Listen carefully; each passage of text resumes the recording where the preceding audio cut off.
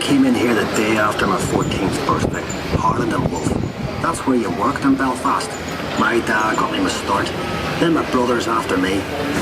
You could hear the noise from where we lived, but nothing prepared you for the size of the place. They put me to work on 401. That's what we called her. We knew she'd be the largest passenger ship in the world, but we didn't call her Titanic then. I was there from the beginning. I watched the shipwrights lay the keel blocks. They set big wooden blocks on the slipway to start with, then the keel atop of it, like a backbone, and the frames attached to that, like a skeleton. Workshops everywhere. It took weeks to find your way around. There were workshops for every trade you ever heard of. Painters, sailmakers, coppersmiths, boiler makers, cabinet makers. I even learned a bit about French polishing off them. Harland was a fine place to work, but dangerous. Every ship cost a life, and there'd be lots of injuries besides. I was in the engine works for a while. Very well equipped it was. That's where we built the triple expansion engines. 2 of them, each as high as a 3-story house. I worked in the frame bending shop. You'd heat steel beams in the furnace, then hook them onto slabs of cast iron and hammer them curved. It was skilled work. You had to bend them more than you needed because the frame straightened out a little when it cooled. The shell plates that made up the hull weighed up to 4.5 tons. They were taller than my dad. The plates were overlocked on the edges. Some were raised, one after another. We called it clincher. One of the foremen told me years ago, that's how you build steel ships. I worked as a heater boy. You had to heat the rivets on a wee plate. You put the bellows till the rivet was white hot.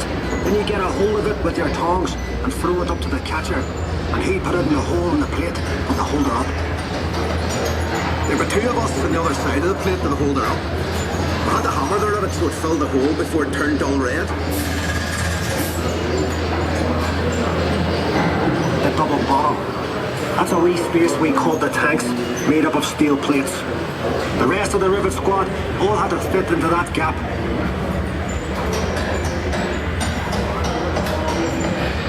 One of the 4 men would check each rivet with a special hammer.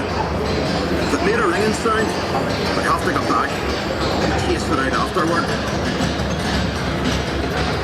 I'd get scared walking down in that double bottom. You only had candles for light. And the constant hammering against the shell plates. You could hear it all over Belfast. Some of those boys ended up stone deaf, so they did. We were paid 31 bob a week. The heater boy and catcher got 16 bob, but we all worked the same 54 hours.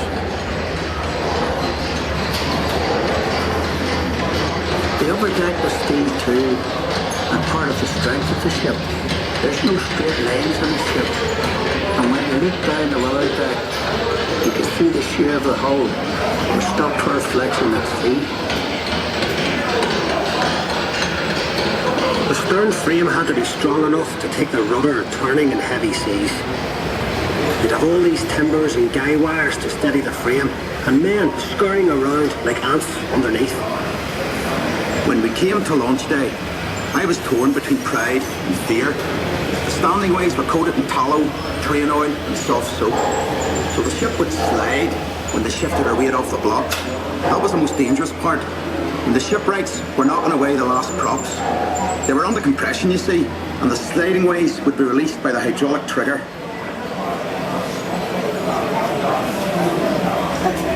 100,000 people watched the launch. Some paid a bob to sit in the reserved seating. There were extra trams laid on. Then we all went off to the pub to wish her well. Doc, you were proud to be an island man that day. And Titanic was the pride of Belfast.